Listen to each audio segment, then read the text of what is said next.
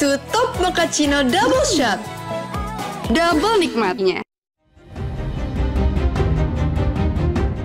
Yang kita beri nama program paket ekonomi di tahun 2025 ini yang terdiri dari 8 program akselerasi di 2025, 4 program yang dilanjutkan di 2026, dan 5 program yang terkait dengan andalan pemerintah untuk penyerapan tenaga kerja. Pemberitahuan ke teman-teman, dan kemarin saya janji akan menambahkan dana 200 triliun perbankan. Ini sudah diputuskan dan jalan pasti dengan ini kita kirim ke 5 bank, Mandiri, BRI, BTN, BNI, BSI. Di Mandiri itu kita taruh 55 triliun, BRI 55 triliun, BTN 25 triliun, BNI 55 triliun, BSI 10 triliun.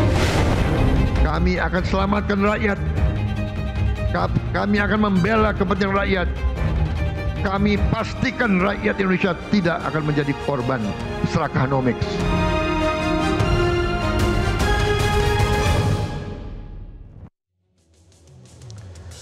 Selamat malam pemirsa. Untuk mengejar pertumbuhan ekonomi dan meningkatkan kesejahteraan masyarakat, pemerintah secara beruntun meluncurkan berbagai taktik dan strategi. Mulai dari strategi mengalirkan 200 triliun rupiah ke perbankan hingga yang terbaru Senin kemarin, pemerintah meluncurkan stimulus 8+4+5. Gebrakan beruntun ini terasa sejak Menteri Keuangan Purbaya Yudi Sadewa dilantik. Apakah ini yang disebut Purbaya Efek? Inikah bukti dari janji Presiden Prabowo Subianto melindungi rakyat dari serakah nomik? Pemirsa, inilah Top Ekonomi bersama saya, Leonard Samosir.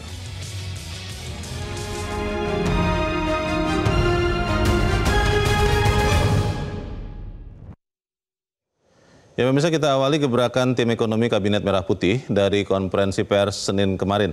Menteri Koordinator Perekonomian Erlangga Hartarto didampingi Menteri Keuangan Purbaya Yudi Sadewa mengumumkan stimulus belasan triliun rupiah untuk mendorong konsumsi dan pertumbuhan ekonomi. Nama stimulus ini adalah stimulus 8+4+5. Ya pemirsa, inilah stimulus 8+4+5. Yang pertama, program magang sarjana mendapatkan uang saku setara UMP sekitar 2 hingga 5 juta rupiah selama 6 bulan. Tahap pertama 20.000 orang sarjana. Anggarannya setiap tahun 198 miliar rupiah. Yang kedua adalah perluasan pajak penghasilan atau PPh pasal 21 ditanggung pemerintah atau DTP untuk 552.000 pekerja sektor pariwisata hingga Desember 2025, nilainya 120 miliar rupiah tahun ini dan 480 miliar rupiah tahun depan.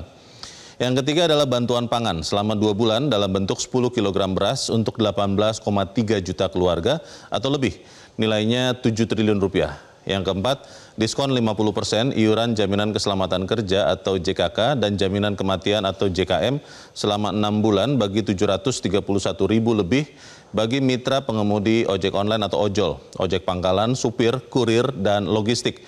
Total nilainya 36 miliar rupiah. Yang kelima, program manfaat layanan tambahan atau MLT perumahan BPJS Ketenagakerjaan berupa subsidi bunga kredit tempat tinggal dengan suku bunga maksimum BI rate plus 3%.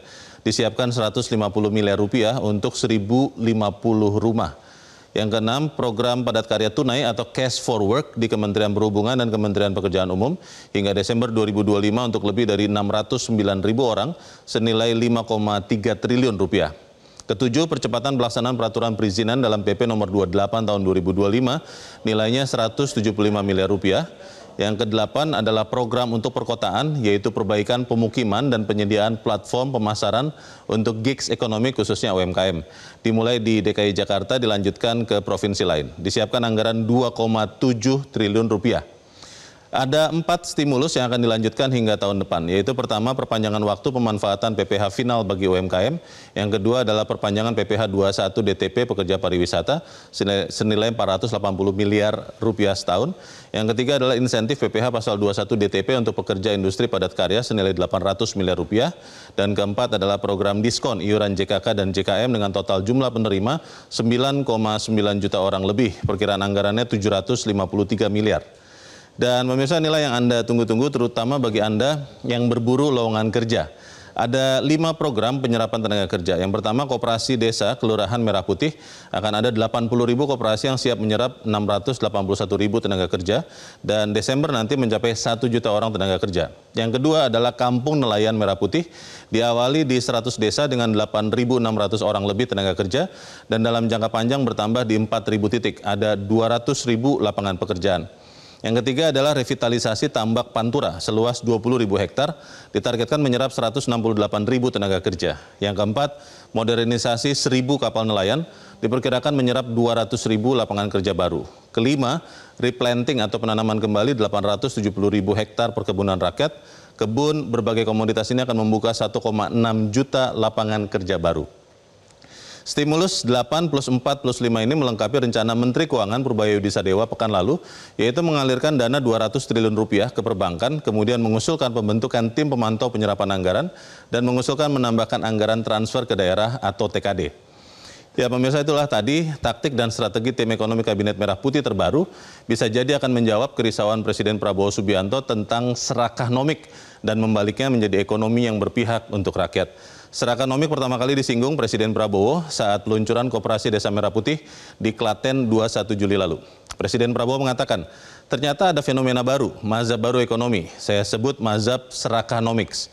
Kemudian dalam pidato kenegaraan di DPR 15 Agustus lalu, Presiden bertekad membela rakyat dari serakahnomik. Presiden mengatakan, kami pastikan rakyat Indonesia tidak akan menjadi korban serakahnomik. Ya pemirsa, seperti apa dampak terobosan kebijakan tim ekonomi akan dirasakan langsung oleh masyarakat? Top Ekonomi akan kembali setelah yang satu ini, tetaplah bersama kami.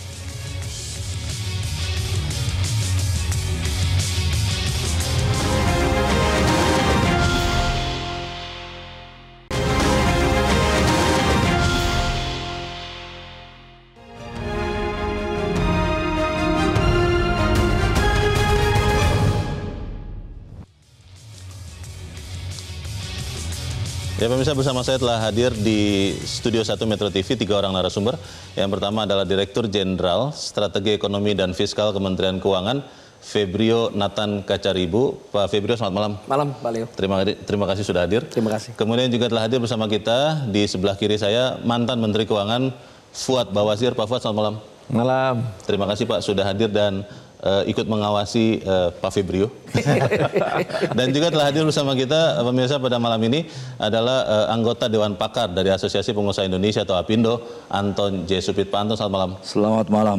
Kita harapkan nanti akan menyampaikan apa adanya Pak ya. Jangan ada apanya. Tapi saya ingin ke Pak Febrio dulu. Pak Febrio, kalau kita melihat yang dilakukan oleh Pak Purbaya, Menteri Keuangan baru, itu banyak orang mengatakan ini gebrakan yang belum kita lihat cukup lama. Pertanyaannya adalah ketika ada stimulus 8 plus 4 plus 5, itu memang menunggu Menteri Keuangan Purbaya Yudhi Sadewa atau memang bertepatan saja keluar dan berbarengan dengan 200 triliun tadi, salah satu langkah yang dilakukan Menteri Keuangan. Sebenarnya 8 plus 4 plus 5 ini memang sudah dirancang atau seperti apa Pak Febrio? Sudah dirancang. Ini khususnya adalah diprakarsai oleh Pak Menko Erlangga. Lalu kemudian dengan Pak Purbaya masuk ini jadi lebih cepat. Jadi lebih cepat? Jadi lebih cepat. Kita rapatnya itu nggak lama. Kita lihat apa saja yang dibutuhkan oleh masyarakat dalam 3 bulan ke depan. Ini kan tinggal 3 bulan lagi nih, 3,5 bulan 2025 selesai. Jadi pemerintah melihat apa saja yang harus kita percepat. Karena APBN kita itu sudah kita desain untuk sampai akhir tahun itu defisitnya 2,78%. Sampai sekarang ini berapa Pak? Sampai sekarang kita realisasi mungkin sekitar, nanti besok kita akan preskon, tapi ini masih agak proyeksi lambat. Belanjanya masih agak lambat. Jadi kita ingin supaya belanja yang 3.500-an triliun itu dibelanjakan semua. Kenapa? Karena itu berguna dan bermanfaat langsung untuk masyarakat. 8 plus 4 plus 5 ini memang sudah ada di dalam APBN 2025 atau memang dicarikan dari pos lain Pak? Sebagian baru, sebagian sudah ada. Tapi ini tentunya drive-nya ini yang kita perlu. Kita ingin 3,5 bulan ke depan penciptaan lapangan kerja, job creation, itu menjadi tema utama. Karena memang banyak program prioritas Pak Prabowo itu adalah sebenarnya menghasilkan job creation. Dan ini kita ingin lihat, terutama kan 7,3 juta orang pengangguran. Itu angka per pengangguran ya. Angka pengangguran itu yang mau diberikan pekerjaan begitu. Kita berharap menurunkan angka pengangguran itu. Dan APBN 2025 dan nanti juga 2026 itu banyak sekali program-program job creation. 8 plus 4 plus 5 itu akan yang tadi ya, saya sudah bacakan beberapa Pak. Tapi boleh diperjelas lagi, itu untuk 8 plus 4 plus 5 itu akan memberikan pekerjaan berapa banyak itu untuk sampai tahun ini Pak? Nah, kalau kita lihat sekarang yang nganggur 7,3. Oke. Biasanya kalau perekonomian itu normal, setiap tahun kita bisa secara net itu menciptakan 3,5 juta pekerjaan baru. Ini tahunan Indonesia biasanya, ya, selama ini berjalan? Paling nggak 3 tahun terakhir angkanya begitu. Oke. Jadi kita net menciptakan 3,5. Tapi tahun ini mungkin ada risiko untuk penciptaan itu agak menantang. Nah makanya mengetahui bahwa program prioritas Pak Prabowo itu sebenarnya adalah job creation itu sangat kuat. Sebenarnya kalau kita hitung ini harusnya bisa mendorong tingkat pengangguran itu turun bahkan mungkin bisa di bawah 7 juta. Untuk sampai akhir tahun ini? Sampai akhir tahun ini. Nah ini makanya kita ingin percepat. Salah satu yang sering kita angkat itu adalah makan bergizi gratis. Itu satu SPPG itu bisa antara 30 sampai 50 tenaga kerja yang terlibat. Jadi ada yang baru, mungkin ada juga yang shifting, gitu ya. Lalu Koperasi Desa Merah Putih, Koperasi Kelurahan Merah Putih ini 80.000, tapi tentunya kita harus lihat dalam 3 bulan ke depan ini berapa koperasi yang bisa akan operasi. Belum 80.000 kan? Belum akan tercapai. Oke. Tapi yang sudah resmi itu 80.000. Nah kita ingin melihat nanti dengan percepatan ini berapa yang akan tercipta. Tetapi mungkin saya ingin highlight satu hal. Jadi dengan program prioritas itu tadi banyak lapangan pekerjaan akan tercipta. Tetapi kita tahu ini lagi masa lulusan nih, lagi masa wisuda. Oke. Ya, kita lihat bahwa ada tambahan angkatan kerja baru maksudnya. Betul. Jadi setiap tahun kita melihat 1,5 juta lulusan perguruan tinggi negeri masuk ke dunia kerja. Nah, ini kita lihat kemarin dari 7,3 itu paling banyak adalah usia 15 sampai 24 tahun. Pengangguran muda. Jadi kalau total pengangguran itu 4,7%, untuk yang usia 15 sampai 24 ini sampai 16% penganggurannya. Jadi kita melihat bahwa usia muda, apalagi usia yang paling produktif, baru lulus perguruan tinggi D1, D2, D3, D4, S1, kita pingin walaupun biasanya 1,5 juta akan terserap, kita ingin lebih cepat lagi, lebih banyak lagi. Makanya kita perkenalkan 20.000 program pelatihan kerja magang. Pemerintah akan menyediakan 3,3 juta rupiah per bulan selama 6 bulan. Per orang? Per orang. Selama 6 bulan? Iya. Mulai kapan Pak? Mulai dari 1 Oktober. Kita akan kejar supaya peraturannya semua selesai. 1 Oktober ini sudah bisa jalan. Mohon bantuannya Apindo Bapak. Supaya nanti lapangan pekerjaannya ini yang sudah ada makin banyak. Karena kita pemerintah siap untuk mensupport sampai 20.000 pelatihan 6 bulan untuk supaya mereka dapat pengalaman kerja kalau mereka memang belum dapat untuk yang lamaran kerjaan yang mereka kejar. Baik, terima kasih Pak Fibrio. Sebelum ke Pak Anton, saya ingin ke Pak Fuad dulu. Pak Fuad, Pak Presiden itu berkali-kali, tadi saya sudah sampaikan juga, mengatakan serakahnomics. Saya baru kali ini terus terang Pak, tahun ini mendengar serakahnomics. Sebenarnya yang mana sih yang dimaksud Pak Presiden yang serakah itu Pak? Apakah misalnya pengusaha-pengusaha sangat besar yang kemudian katakanlah membayar pajaknya kurang tepat begitu, atau yang mana maksudnya Pak? Ya semuanya itu boleh dibilang seperti itu. Serakahnomik itu kan memang udah segini, selama hampir 10 tahun ini praktis tidak signifikan dalam memerangi kemiskinan, pengangguran. Karena itu pertumbuhan juga tidak tumbuh, sama aja dengan kemiskinan dan penganggurannya itu ya. Tax ratio-nya juga kayak begitu juga ya tuh. Itu faktornya karena serakahnomik itu. Karena mereka tidak mau ngalah dan maunya mau nambah terus kayaknya gitu kan. Jadi memang mesti harus di ini. Dan itu sudah rezim yang 10 tahun seperti itu ya. Makanya alhamdulillah ini Pak Prabowo ngambil terobosan, ganti juga dah Menteri Keuangannya baru, ya kan, dengan signal baru, semangat baru, gitu kan, ya. Dan memang ada yang mengatakan, wah ini jatuh sahamnya segala macam. Selamanya memang kalau awal tuh begitu. Orang, itu dari orang takut-takut dulu. Dari apa saja semuanya aja begitu. Tapi habis itu kan baik, naiknya lebih tinggi lagi tuh. Rebound baik lagi. Semuanya kan. Sudah di atas rebound sejak semuanya kan. reshuffle. Ya seperti itu, gak usah khawatir. Jadi memang dari mulai serakahnya itu ya semuanya. Ya kalau ini pajak misalnya tuh tadi bilang. Pajak ini sekarang yang bikin repot itu saya dengar restitusi. Itu kan luar biasa restitusinya sampai berapa ini nggak tahu tuh. Tanya beliau mungkin ngerti. Ya 70 triliun atau apa gitu kan. Ngeri bener. Ya saya bilang cabutin aja itu. Diliatin aja di petani itu gampang. Misalnya apa? Misalnya saya kasih contoh aja satu nih ya. Batu bara. Oh sekarang batu bara itu menjadi barang kena pajak. Itu kan di undang-undang apa namanya Cipta Kerja atau apa diselipin, masuk. Tadinya tidak? Nggak ada itu tadi. Zaman Pak Fuad itu? Nggak ada, zaman saya sampai lama juga nggak ada itu. Masuk. Akibatnya apa? Restitusi. Ya kayak gitu. Negara harus mengembalikan. Ya 20-30. Seperti itu di petani satu-satu yang benar itu bisa selamat tuh restitusi yang 70 triliun. Pertanyaannya Pak Fuad, gitu loh. dengan masuknya itu kan serakah juga itu. Nah itu dia Pak, dengan masuknya Menteri Keuangan Purbaya, yang kami berikan judul ini Purbaya Efek, apakah akan benar-benar efek melawan yang serakah-serakah itu? Seperti yang Pak Fuad katakan, kan pengusaha batu bara tentunya tidak akan serta-merta mengembalikan atau meniadakan dia restitusi Pak. Nggak mau dong Pak, orang sudah enak Pak. Gimana Pak? Iya aturannya mesti diubah, diganti.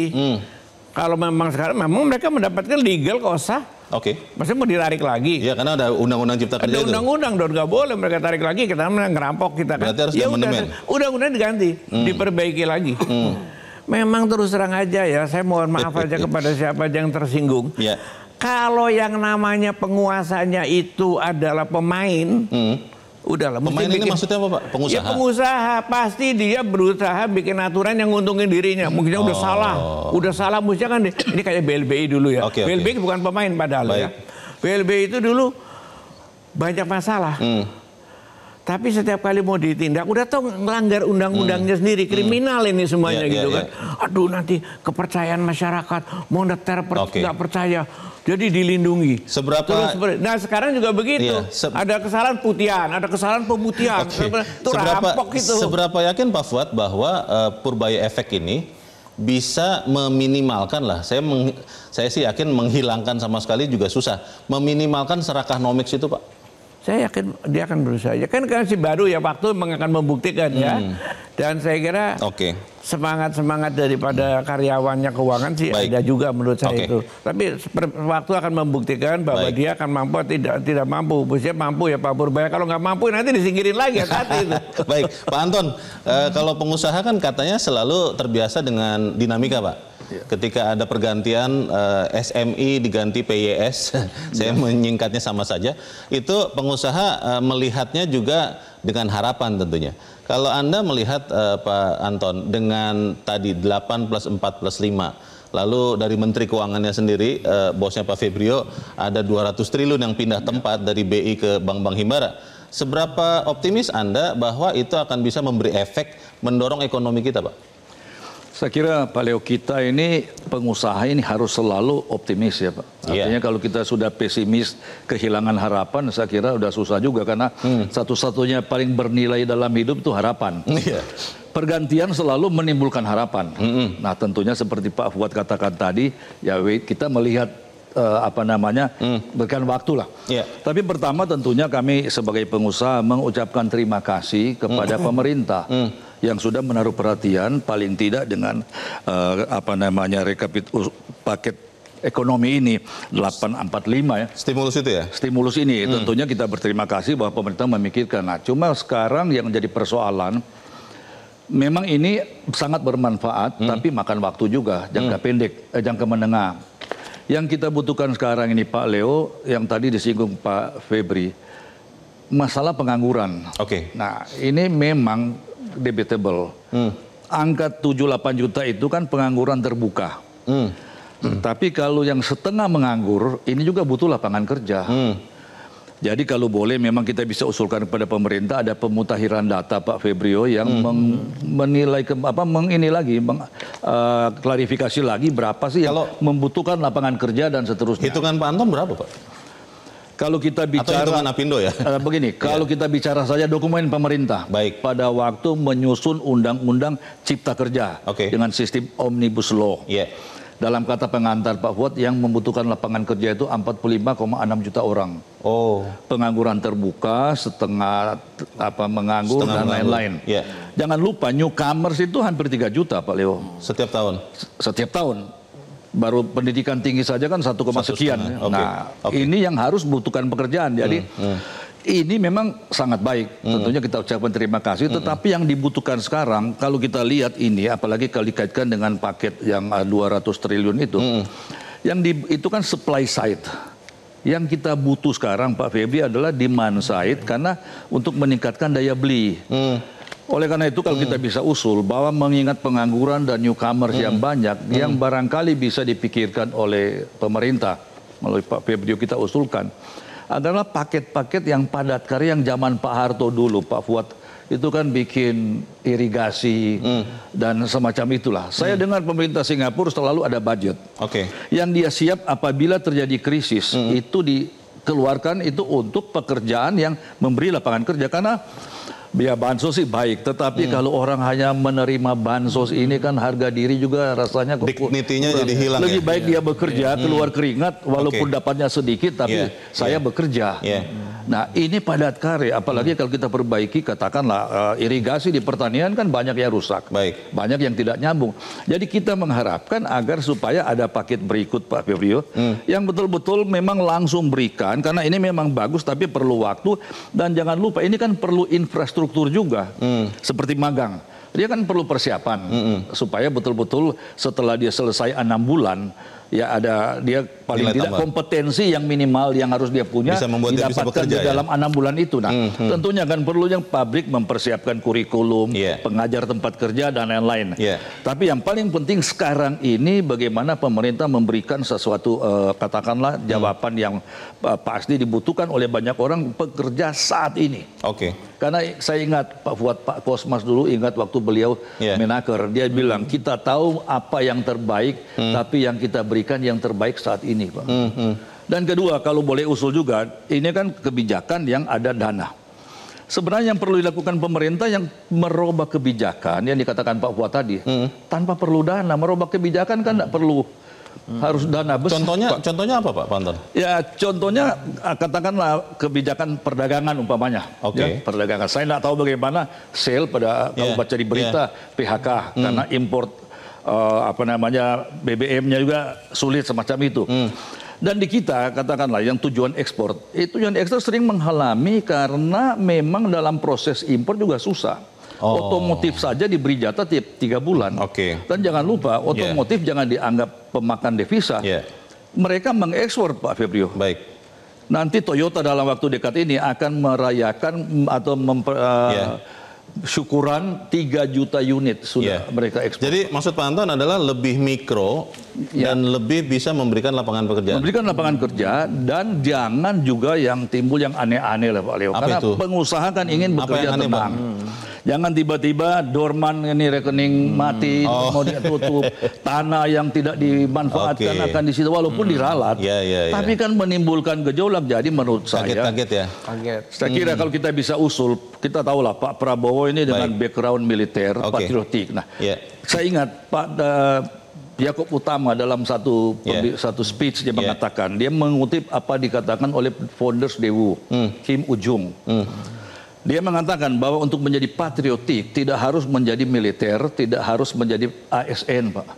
Tapi apabila Anda membuka usaha, membayar pajak, mengekspor mendatangkan devisa, itu pun patriot. Memberi lapangan kerja, ini patriotik juga. Ini yang barangkali kita kampanyekan supaya melawan yang serakonomik tadi itu. Kita berikan kesempatan Pak Febrio menjawab yang tadi dimintakan oleh pengusaha ya Pak Febrio. Bagaimana paket ini tidak berhenti di 8 plus 4 plus 5 atau kalau di Kementerian Keuangan tidak berhenti di 200 triliun pindah rekening, tapi yang tadi dikatakan Pak Anton menciptakan lapangan kerja yang lebih masif.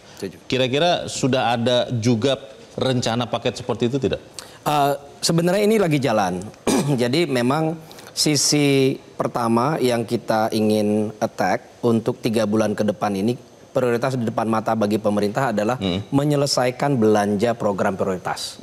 Karena belanja prioritas ini besar sekali tahun ini ya. Tahun ini MBG itu melibatkan 1,5 juta orang bekerja, Pak. Oke. Lalu koperasi merah putih berapa yang kita bisa kejar tahun ini. Lalu yang tadi padat karya, Pak, sebenarnya setiap tahun ada. Itu di Kementerian PU, Kementerian Perhubungan. Setiap tahun itu ratusan ribu, Pak. Total proyek yang cash for work. Nah, justru ini kita ingin percepat. Kuartal ketiga, kuartal keempat ini kita percepat. Karena setiap tahun ini harusnya ada jalan. Maka kita percepat supaya ini jalan, Pak. Tapi kemudian ke depan, Pak Anton, saya setuju sekali bahwa ini bukan hanya sekedar masalah APBN yang harus kita selesaikan. Dunia usaha itu tadi jelas, pertama modalnya ada. Kedua, perizinannya cepat apa enggak. Mungkin tadi banyak cerita keluh dari Pak Anton, saya setuju. Dari tapi pengusaha, mungkin boleh saya highlight satu saja tentang perizinan, Pak. Kemarin salah satu yang kita reform, terutama dari Pak Menteri Investasi, Pak. Kita keluarkan PP 28. Di sana kita mengatakan bahwa kalau perizinan itu harusnya ada deadline-nya. Jadi jangan sampai pemerintah ini birokrat, Pak, termasuk sampai Pemda. Itu nggak dikasih deadline untuk memberikan izin. Jadi mengambang saja gitu? Nggak ada service level agreement, Pak. Nah, PP 28 itu memberikan SLA. Yang namanya fiktif positif itu. Jadi kalau dia SLA-nya sudah lewat, belum dikasih jawaban, itu artinya sudah dapat. Nah, ini reform yang memang kita butuhkan, Pak. Perlu jadi, itu. Iya, Pak. Jadi ini yang salah satu yang untuk menjawab kebutuhan dunia usaha. Tapi jelas agenda yang tadi reform sektoral dan juga struktural termasuk competitiveness dan sebagainya. Ini agenda besar, kita kerjakan bersama. Boleh usul Pak Leo?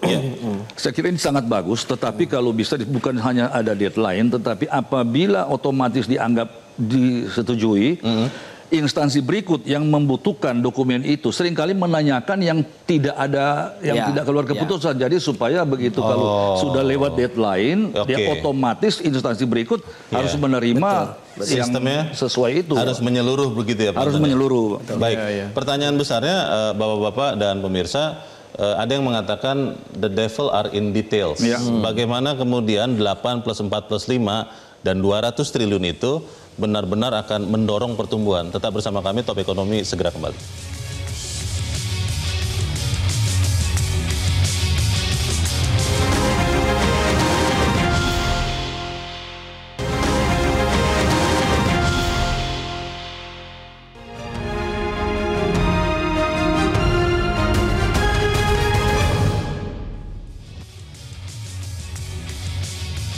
Terima kasih Anda masih bersama kami di Top Ekonomi dan kita masih membicarakan Purbaya Efek versus Rakanomics. Pak Febrio, tadi sebelum masuk ke studio ini ada rekan saya yang bertanya, Bang, bagaimana caranya supaya bisa dapat 200 triliun? Katanya begitu. Saya tanya, emang punya usaha? Enggak sih, katanya. Nah, pertanyaannya adalah ketika 200 triliun itu kan sudah dibagi-bagi ya ke berapa? 5 bank himbara. Bagaimana memastikan bahwa 200 triliun itu akan benar-benar sampai ke Pak Anton dan teman-teman pengusaha, dan apakah kemudian bank itu benar-benar bisa dipastikan? Karena ada yang mengatakan begini Pak Febrio, kalau 200 triliun sudah masuk ke kasnya bank, kan sudah tidak ada identitasnya lagi. Bisa saja bank bilang, saya beli SBI, saya beli SBN, bukan pakai 200 triliun itu kok. Bagaimana Pak? Kita kalau mengerti aliran uang sih nggak harus begitu cara mengertinya. Pertama, ini adalah saya ingin tegaskan ya, ini adalah cash management bagi pemerintah. Jadi pemerintah itu punya cash, ada cash inflow, ada cash outflow setiap bulannya, setiap minggunya. Jadi per hari ini itu memang sekitar lebih dari 400 triliun ada cash kita. Yang di Bank Indonesia? Sebagian besar di Bank Indonesia. Ada juga di bank lain. Tapi ada kecil, nggak banyak. Nah, jadi sekarang kita punya cash yang di Bank Indonesia ini, ada bunganya Pak Leo. Dapat bunga? Dapat bunga. Sekitar 4%. Pemerintah dapat bunga? Iya. 4% dari Bank Indonesia? Betul. Tapi kan itu relatif rendah. Dibandingkan kalau kita isu utang, itu bunga 10 tahun 6,5%. Tapi kita mau butuh cash ini karena kita tahu bahwa setiap bulan itu sekitar 70 sampai 100 triliun operasional pemerintah. Jadi total ya? Iya. Jadi kita butuh operasional ini aman. 1 bulan, 2 bulan, aman lah. Tapi apakah kita butuh 3 bulan? Apakah kita butuh 4 bulan? Mungkin enggak. Oke. Jadi kita bilang 200 taruh sana aja. Lalu bunganya sama nggak? Kita samain aja. 4% juga? 4% di BI, kita pindahin 4% ke perbankan. Pemerintah nggak rugi. Tapi ini jadi tambahan likuiditas di perbankan. Perbankan mau menyalurkan kemana, kita harapkan ke sektor real. Oke. Dengan demikian kita bilang, jangan beliin SBN ya. Karena kalau beli SBN ya kita rugi, Pak. Pemerintah rugi? Iya dong. Tapi memastikan bahwa bank tidak melakukan itu. Kan ketika dapat SBN dapat berapa? 6%? 6,5. 6,5. Sekarang 6,3. Mereka harus kasih 4% kepada Pak Febrio. Ya. Dan mereka kalau belikan SBN dapat 6,5 kan masih ada spread. Makanya kita bilang memantaunya jangan. Bagaimana itu Pak Febrio? Ada laporannya. Jadi waktu PEN, ini kita punya pengalaman. Waktu PEN tahun 2021. PEN ini pemulihan ekonomi nasional ya, zaman COVID ya? Kita melakukan penempatan dana di perbankan. Himbara juga. Saya lupa 71 triliun kalau nggak salah atau berapa triliun ya. Itu waktu itu kita dasar laporannya mereka mengatakan oh dari 70-an triliun itu kami menciptakan pinjaman berapa kali lipat. Oh, perbankan itu? Ya. Oke. Jadi ini yang kita mau, leverage-nya itu yang kita mau. Mau meniru lagi, mengulang itu? Betul. Tapi saat ini kita kan hanya cash. Oke. Kita nggak sedang dalam program pemulihan ekonomi nasional. Kita ada 4% di BI, kita pindahin ke sana sama 4%. Untung-untung kalau bagus banget banknya bisa menyalurkan lebih banyak. Itu bagus bagi negara Indonesia. Iya. Negara nggak dirugikan, kita punya 4%, punya 4%. Nah, tetapi ketika kita taruh di sana, itu tetap bagian dari cash pemerintah. Oh. Kenapa? Karena kita desainnya sebagai deposit on call. Oke. Bukan berarti kalau kita pindahkan ke sana, berarti dia cash-nya pemerintah berkurang. Langsung hilang tidak ya? Enggak. Karena on call itu maksudnya suatu waktu bisa diambil pemerintah? Betul. Tanpa penalti. Tanpa penalti? Nah, tapi kita bilang bahwa kita taruh 6 bulan dulu, nanti bisa diperpanjang. Nah, tetapi on call. Tapi lalu banknya akan bilang, ya kami juga pingin supaya kami bisa prediksi dong, supaya kami bisa create kredit. Betul, kita akan siapkan mekanisme supaya kita tidak secepat-cepatnya, kapanpun langsung ngambil gitu. Kita juga punya prediksi, makanya tadi sisa 200-an triliun, itu operasional 2 bulan. Jadi most likely kita nggak akan terlalu risiko untuk eksekusi on call. Pak Febrio, ada yang mengatakan begini, sampai bulan Juni 2025 di sistem perbankan nasional ada undisbursed loan sekitar 2.300-an triliun. Mungkin sekarang sudah lebih besar lagi. Itu kredit yang sudah disetujui tapi tidak diambil, tidak dicairkan oleh peminjam. Betul. Pertanyaannya 200 triliun yang dipindahkan dari rekening di Bank Indonesia ke perbankan nasional. Bagaimana bisa mendorong percepatan pertumbuhan, Pak? Karena 2.300 saja nggak dicairin tuh, Pak Febrio. Bagaimana, Pak? Tiap saat ada undisbursed loan. Bukan tiba-tiba bulan ini tiba-tiba ada undisbursed loan. Setiap kapan pun ada undisbursed loan. Itu kan tergantung kecepatan dari eksekusi si peminjam. Dia bangun proyeknya dan sebagainya gitu ya. Nah, jadi itu tidak akan menafikan tambahan likuiditas ini. Tambahan likuiditas ini tetap tambahan likuiditas, apalagi bunganya hanya 4%. Jadi kan semua likuiditas yang ada di bank itu ada harganya beda-beda. Betul. Ini termasuk yang paling murah. Ini dana termasuk yang dana murah ya? Iya dong. Oke. Dan samping itu juga kita bilang, oh ada program Koperasi Desa Merah Putih, Koperasi Kelurahan Merah Putih. Uangnya sekarang udah ada 200 triliun di bank. Bang, ayo langsung eksekusi. Kenapa? Karena kalau dia eksekusi untuk program Koperasi Desa Kelurahan Merah Putih, bunganya 2%. Oh, oke. Jadi bukan 4%. Nah, kita kasih insentif lagi. Karena memang kita ingin dorong. Jadi bank dapat spreadnya di situ ya? Ya. Itu betul tidak Pak? Yang Koperasi Desa Merah Putih itu sekitar 48 triliun untuk sampai tahun ini. Ada 16.000 yang masing-masing akan dikasih kredit termasuk dari 200T ini masing-masing koperasi 3M. Itu betul apa? Itu kan proposal base. Jadi kita akan lihat koperasinya yang siap berapa. Dan proposalnya akan dimasuk. Yang sekarang ini sedang dilakukan oleh BRI dan teman-teman. Itu adalah melatih koperasinya membuat proposal yang bagus. Supaya mereka tahu bisnis modelnya akan mereka bangun seperti apa. Jadi tetap prudent ya perbankan negara ini mengucurkan kredit karena banyak yang khawatir kalau di dalam tanda petik ditekan oleh pemerintah untuk mengucurkan kredit, nanti NPL meningkat, katanya begitu Pak Febrio? Pertama enggak, jelas ini adalah proposal base. Jadi kredit analisis tetap jalan. Tapi di sisi lain, kenapa bagi perbankan ini untuk Koperasi Desa Merah Putih ini sangat-sangat aman? Karena kita siapkan intercept. Jadi kalau dia misalnya pinjam katakanlah 1 miliar, lalu ada cicilan sampai 6 tahun, kalau dia gagal bayar berapa bulan, itu ada intercept untuk dana desa yang siap untuk dipakai. Ini udah peraturannya udah ada. Oh, dana desa yang diambilkan untuk dicadangkan untuk ini. Untuk menutup kegagalan bayar ini. Kalau gagal bayar. Makanya tadi dari ujungnya proposal base. Jadi ini sudah kredit analisis yang benar. Tidak mandatori berarti bank-bank himbara harus memberikan kreditnya untuk Koperasi Merah Putih ini. Proposal base. Proposal base. Iya, jadi dia akan diminta proposal yang bagus, kredit analisis, lalu kemudian bisnis modelnya bagus, dibiayain. Perbankan saat ini sebenarnya dengan Koperasi Merah Putih itu zero risk. Kenapa? Karena ada intercept dari dana desa kalau. Padahal tadi kita udah bilang untuk menyalurkan pun pemerintah minta tolong proposal base yang baik. Baik, ini soal keamanan ya Pak Febrio. Ini bentar ya Bapak. Banyak sekali yang bertanya soal ini, saya ingin menyalurkan. Kalau soal efeknya kepada pertumbuhan Pak, kan sudah disebutkan bahwa untuk tumbuh 6% itu butuh investasi 7.000 triliun. Ini 200 triliun Pak. Bagaimana itu bisa membuat katakanlah tahun depan itu 5,3% seperti yang sudah diedit oleh pemerintah? Tiap tahun, tahun 2025 itu estimasi kita untuk investasi itu yang PMTB ya, itu sekitar 7.000 triliun, 6.900 triliun. Mayoritas itu adalah swasta. Untuk APBN itu sekitar 5% dari itu. Untuk BUMN itu rata-rata juga sekitar 5-6% dari itu. Selama ini. Datanya selama ini begitu. Nah, tahun 2026 kita menargetkan pertumbuhan investasi yang lebih tinggi.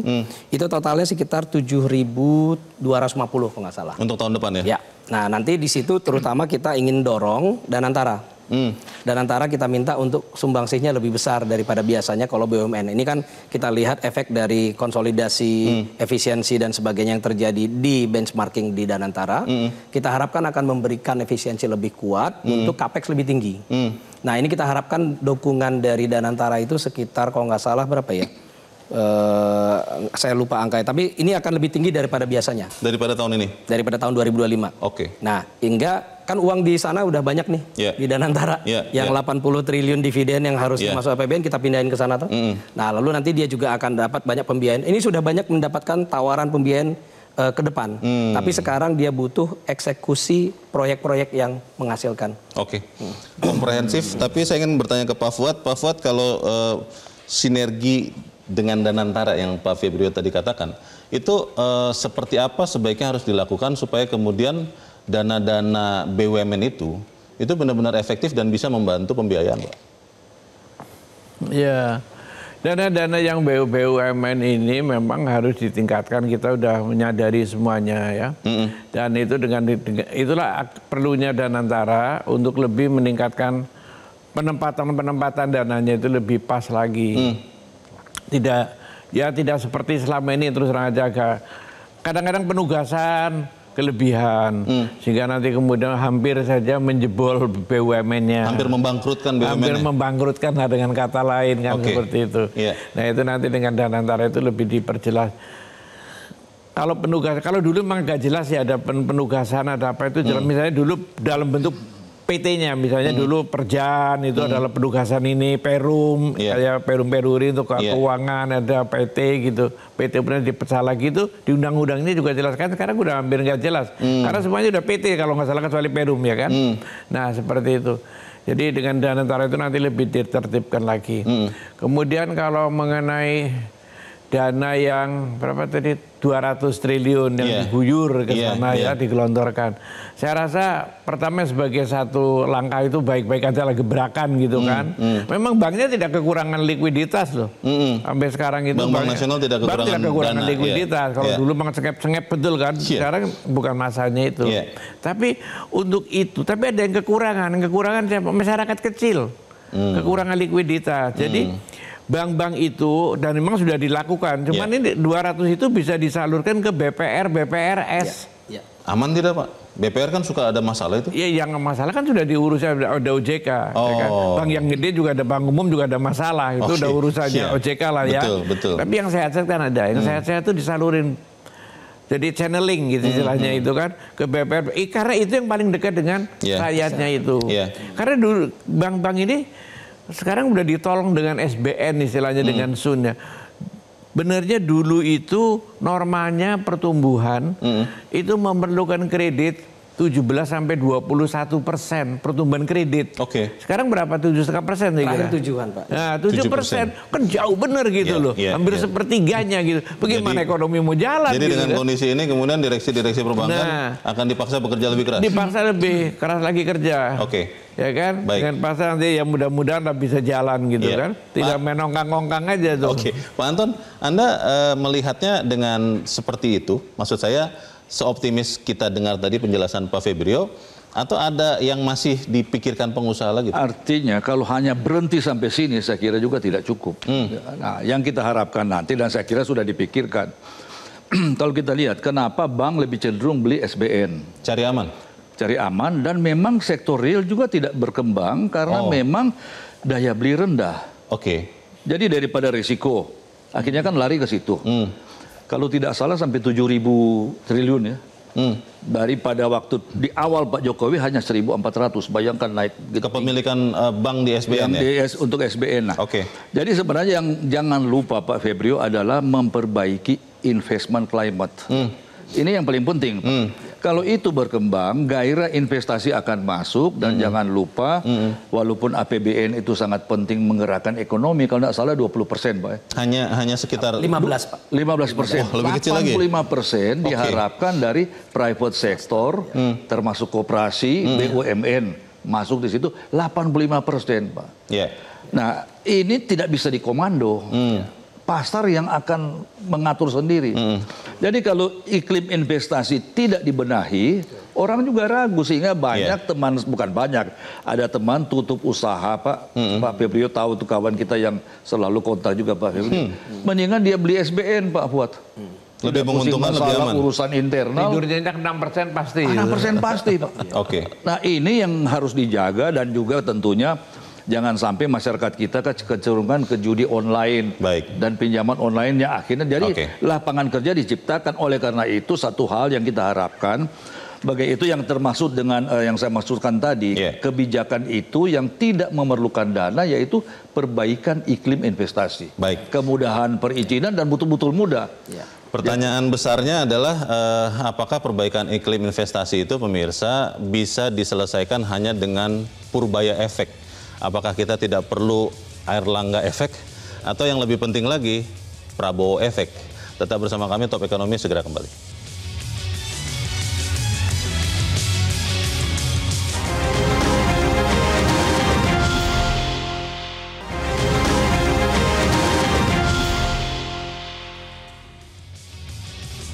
Terima kasih Anda masih bersama kami pemirsa, dan kita ada di bagian akhir diskusi kita malam ini. Pak Fuad, apa Pak yang kemudian harus juga dilakukan oleh semua komponen pemerintah ya, karena seorang Purbaya saja efeknya mungkin hanya akan beberapa saat saja. Apa Pak yang harus dilakukan Pak Fuad?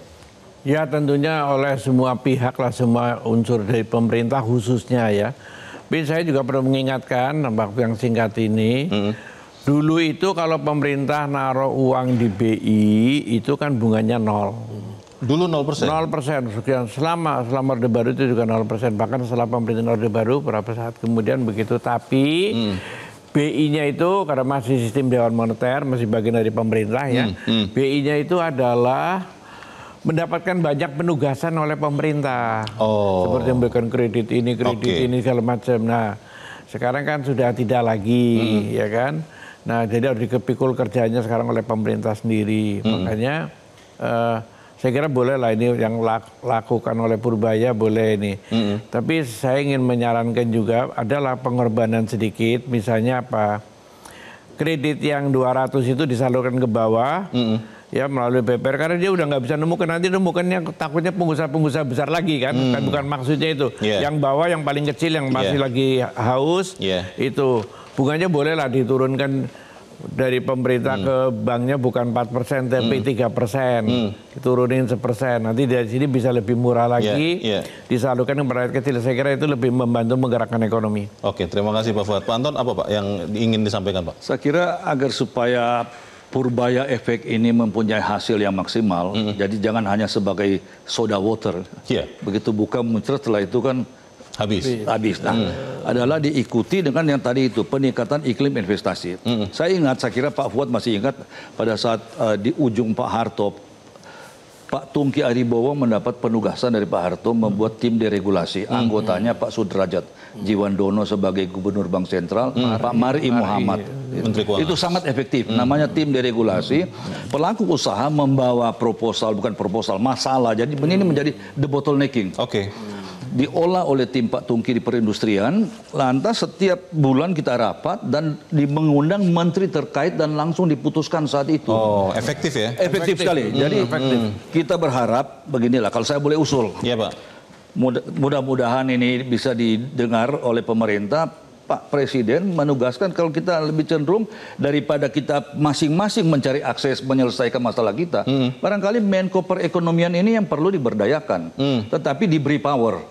Jadi jangan sampai Menko panggil menterinya nggak datang, semacam itu kan kita tahu sendirilah. Beda dengan dulu Pak Tungki ajak, nah ada menteri yang tidak datang. Nah ini yang barangkali karena kita ada momentum baik dimulai dengan katakanlah orang menanti istilahnya AHA effect kan, wah. Kalau begini ini, nah kita berharap jangan berhenti di sini kan. Nah oleh karena itu kalau ada tim yang menanti menangani, kalau ada masalah AMDAL kita datang ke situ. Masalah apa saja, lebih dan ini menjadi institusi. Pak. Itu yang saya kira yang akan memberikan hasil maksimal. Baik, terima kasih Pak Anton. Pak Febrio, semua permintaan ini kan juga pemerintah boleh dengar dan lakukan perubahan. Apa yang akan dibawa pulang nanti ke lapangan Banting, laporkan juga kepada Pak Presiden, Pak Febrio. Memang di pemerintah kami harus akui kita harus mempercepat eksekusi. Jadi rencana, anggaran semuanya itu sudah ada. Kita masih perlu mempercepat eksekusi. Ini harus kita akui. Makanya tadi masukan dari Pak Anton dan juga Pak Fuad, ini kita catat semua. Dan kita memang sudah memikirkan kira-kira 3 bulan ke depan ini kecepatan harus ditingkatkan. Jadi memang kecepatan eksekusi Pak, ini mungkin satu yang menjadi PR pemerintah yang harus kita deliver segera. Jadi tidak alon-alon lagi nih? Ya, jadi kita memang harus lihat, makanya nanti Pak Purbaya juga aslinya kan dari KSP Pak. Baik. Jadi kalau Bapak tadi bilang di bottlenecking, ini DNA-nya kerjaan lamanya ya. Memang di bottlenecking. Baik. Jadi kita harapkan nanti ini akan sinergi, tentunya bukan beliau sendiri. Tim kabinet yang dipercaya oleh Pak Prabowo akan kita ajak untuk semuanya eksekusi cepat. Baik. Kita harapkan itu yang akan terjadi karena pada akhirnya kita semua yang akan menikmati dari efek Purbaya dan efek-efek yang lain. Pak Febrio, Pak Fuad, dan Pak Anton, terima kasih sudah hadir di tempat ini. Dan pemirsa, demikianlah akhir dari Top Ekonomi untuk malam ini. Atas nama teman-teman yang bertugas, saya Leonard Samusi mengucapkan terima kasih untuk kebersamaan Anda. Selamat malam, sampai jumpa.